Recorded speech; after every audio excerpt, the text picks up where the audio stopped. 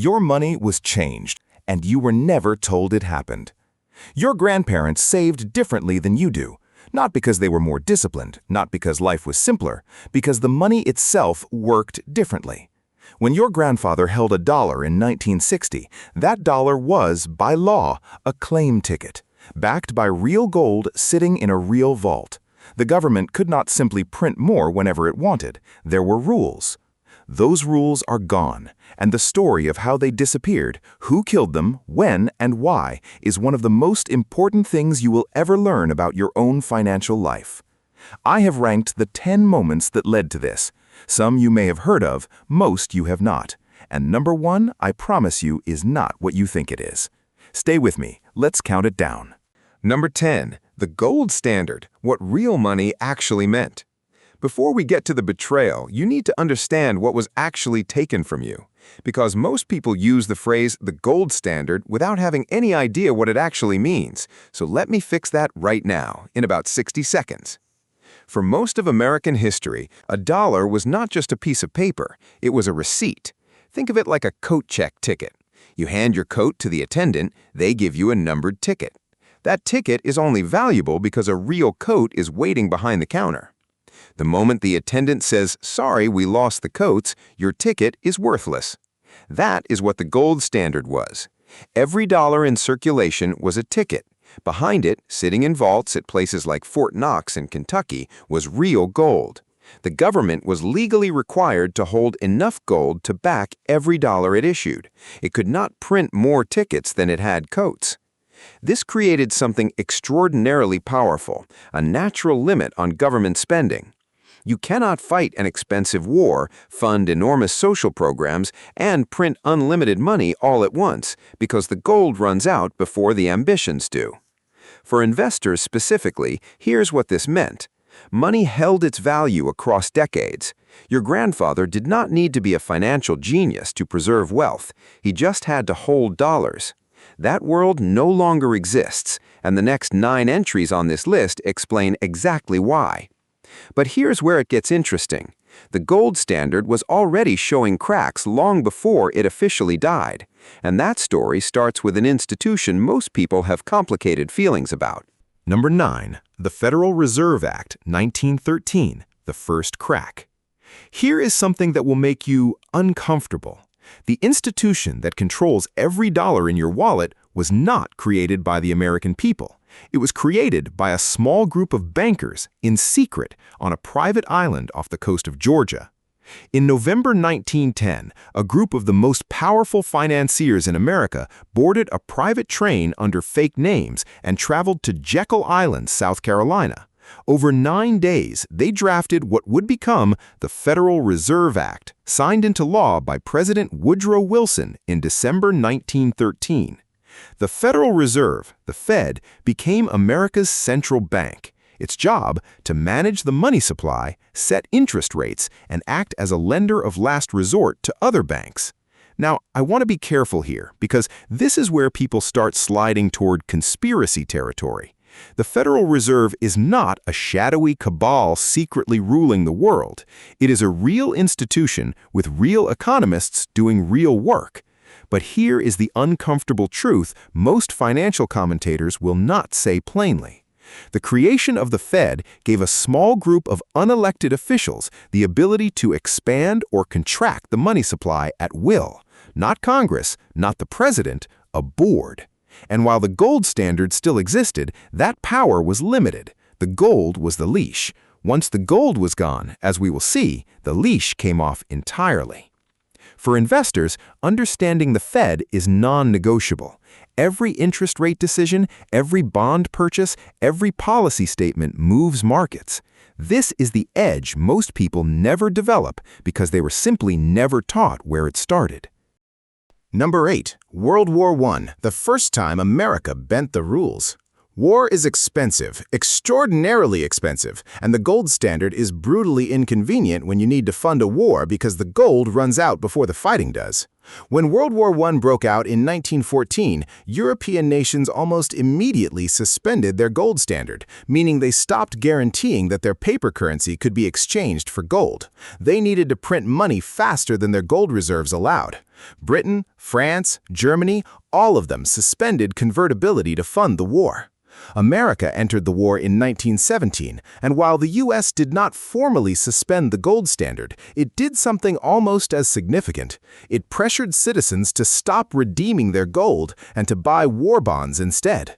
The government began treating gold not as the honest anchor of the currency, but as a resource to be managed when convenient.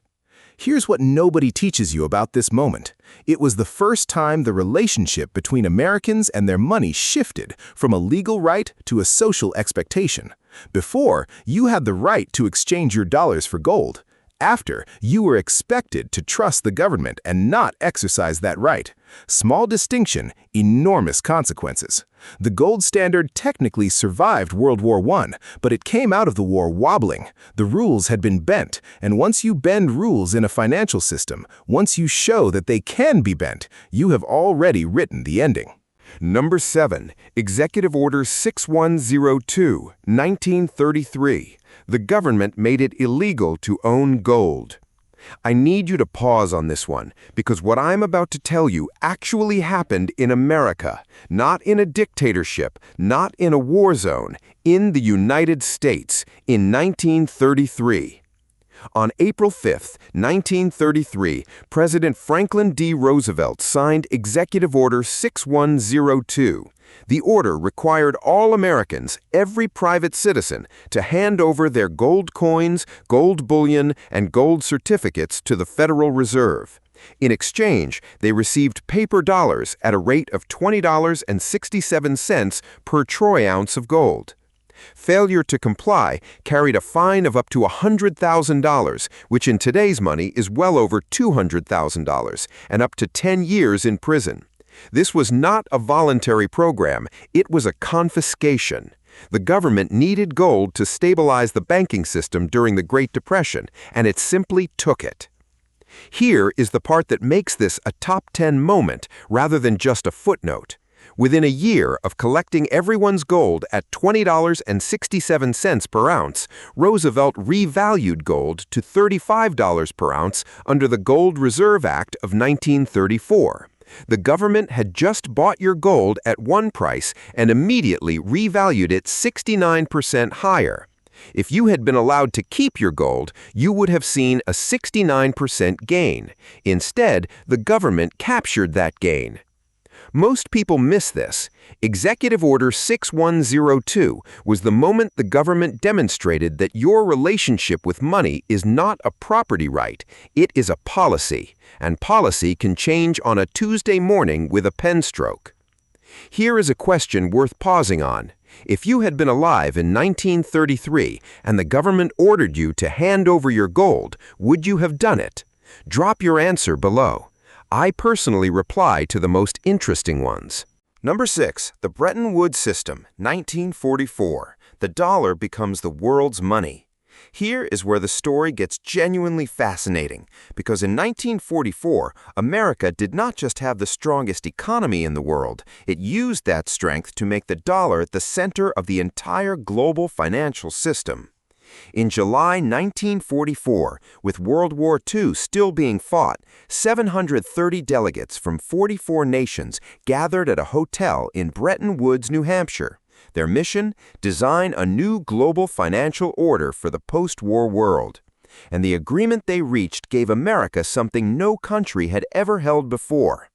Under the Bretton Woods Agreement, every other country's currency would be pegged, fixed, to the U.S. dollar, and the dollar alone would be pegged to gold at $35 per ounce. Only foreign governments and central banks, not ordinary people, could exchange dollars for gold. But the promise was there. The dollar was as good as gold. Think of it this way. Imagine every country in the world agrees to price their goods in one currency, yours.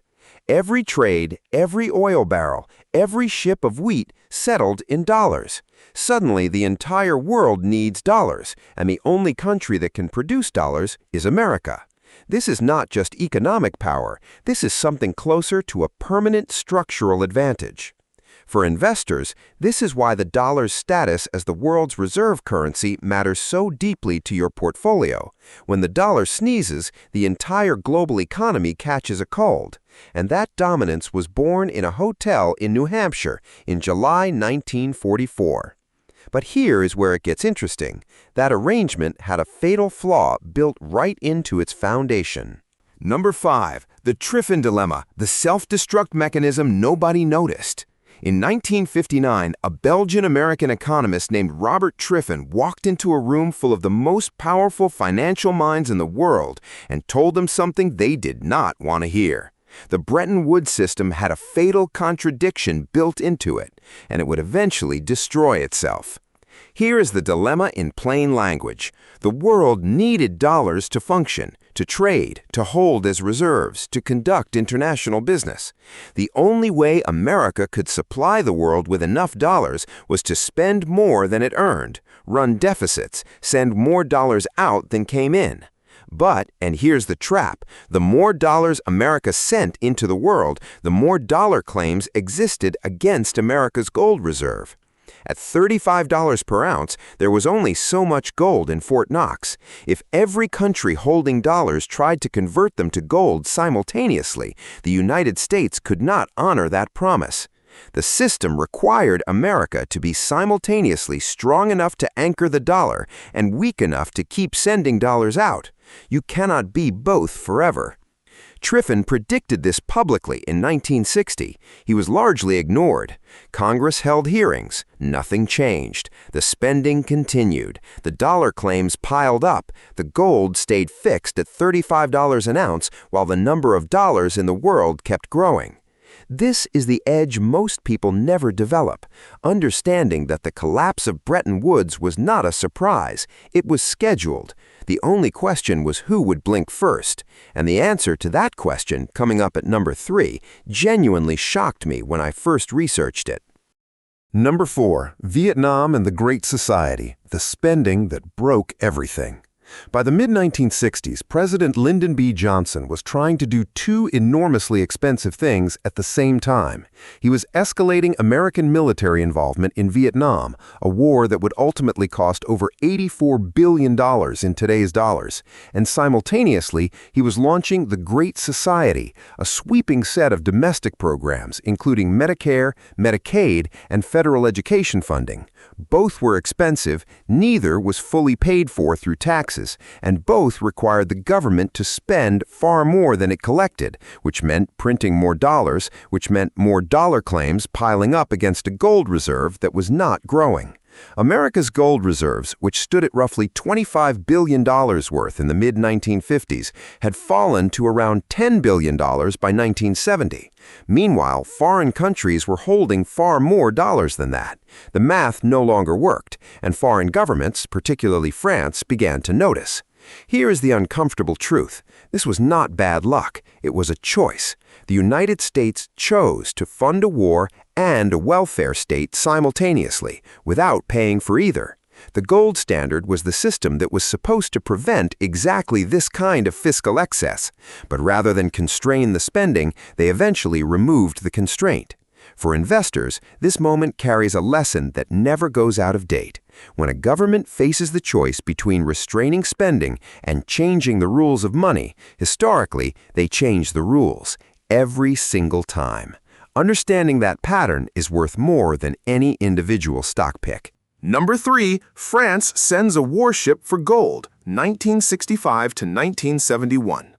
I told you number 3 surprised me, and I meant it because the image of this when it finally clicked for me is something no textbook ever showed me, and I think about it every time someone tells me the dollar collapse in 1971 came out of nowhere. French President Charles de Gaulle did not trust American economic management. He watched the United States print dollars to fund Vietnam, grow its deficits, and flood the world with paper claims against gold that America may not have actually held. And de Gaulle, unlike most world leaders, decided to act. Beginning in the mid-1960s, France began systematically converting its dollar reserves into gold, not paper promises, physical gold. France sent ships, actual vessels, to the United States to collect gold and bring it back to Paris. Between 1965 and 1968, France redeemed hundreds of millions of dollars for physical gold from the U.S. Treasury. Other countries followed. West Germany, Switzerland, and others began quietly reducing their dollar holdings and requesting gold. By 1971, foreign governments collectively held roughly $80 billion in dollar claims. The United States held approximately $10 billion in gold. The gap was not closable. The bluff had been called. Now, here is what most people miss about this moment. De Gaulle was not being hostile for the sake of it. He was following the rules as written. The Bretton Woods Agreement said dollars were as good as gold. He simply insisted America honor that promise. The problem was not that France was playing unfairly. The problem was that America could no longer play at all. Number 2. The Nixon Shock, August 15, 1971, the Sunday night that changed everything. It is a Sunday night, August 15, 1971. Most Americans are finishing their weekend. Some are watching Bonanza on television. And then President Richard Nixon interrupts the broadcast. In a 15-minute address to the nation, Nixon announced what he called a temporary suspension of the dollar's convertibility to gold. Foreign governments would no longer be able to exchange their dollars for American gold. The Bretton Woods system, the agreement that had anchored global finance for 27 years, was over, just like that, on a Sunday night. Nixon framed it as a defense against international money speculators. He called it protecting the American worker. He did not say, "We printed too many dollars, we spent beyond our means, and we can no longer honor the promise we made to the world in 1944, but that was the truth. Here's something most financial commentators will not say plainly. The temporary suspension was never reversed. The gold window has been closed for over 50 years. What Nixon announced as an emergency measure became the permanent foundation of the modern financial system. The dollar, from that Sunday night forward, was backed by nothing except the promise that everyone else would keep accepting it. No gold, no commodity, no physical anchor of any kind, just faith. And the question that should keep every thoughtful investor up at night is this: what happens to a currency backed only by faith when faith starts to run out? But here is where it gets interesting, because Nixon did not just remove the anchor, he replaced it with something more clever and more fragile than most people ever realize, and that is number 1. Number 1, the Petrodollar deal 1974, the replacement nobody talks about. Here is the counterintuitive truth that earns the number 1 spot. Most people think 1971 was the end of the dollar's power. It was not. It was the beginning of something more ingenious and more precarious than the gold standard ever was. After closing the gold window, the Nixon administration faced a brutal reality. If the dollar was backed by nothing, why would the world keep using it? Why would other countries hold dollar reserves, price their goods in dollars, or accept dollars for trade if there was nothing guaranteed behind them? The answer came from Secretary of State Henry Kissinger. In 1974, the United States entered into a secret agreement with Saudi Arabia. The terms were straightforward. Saudi Arabia, and through them OPEC, would price all oil sales exclusively in U.S. dollars. In exchange, America would provide Saudi Arabia with military protection and weapons. Every country in the world that needed oil, which was every country in the world, would now need dollars to buy it. The gold standard said the dollar is backed by gold. The petrodollar system said the dollar is backed by oil. Same result, global demand for dollars, but with one critical difference. You cannot dig up more gold, but you can pump more oil. And more importantly, you can make political decisions about who gets to buy it and in what currency. This is what nobody teaches you. The dollar did not survive 1971 because of economic fundamentals. It survived because of a geopolitical deal made in a desert. And today, as countries like China, Russia, India, and Brazil discuss settling oil trades in their own currencies, what is actually being challenged is not just the dollar, it is that 1974 deal, the one that replaced gold with oil, the one that most people have never heard of. So, let's recap where we have been. Number 10, the gold standard, what real money actually looked like. Number 9, the Federal Reserve Act of 1913, the institution that would eventually hold the leash. Number 8, World War I, the first time the rules were quietly bent. Number 7, Executive Order 6102, the day the government made it illegal for Americans to own gold. Number 6, Bretton Woods, the moment the dollar became the world's currency. Number 5, the Triffin dilemma, the self-destruct mechanism baked into the system from day one. Number 4, Vietnam and the Great Society, the spending that drained the gold. Number 3, France and the warship, the moment someone called the bluff. Number 2, the Nixon Shock, the Sunday night 15-minute speech that ended 27 years of monetary order. And number 1, the Petrodollar deal, the quiet replacement that most people have never heard of and that the entire modern dollar system still rests on today. This is the edge.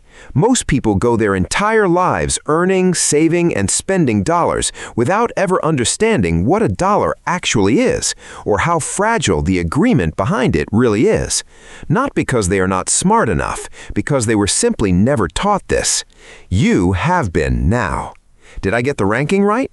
Which entry surprised you most, and what would you move up or down? Tell me in the comments. And if this changed how you think about money, share it with one person who complains about inflation but has never heard of Bretton Woods. I'll see you in the next one.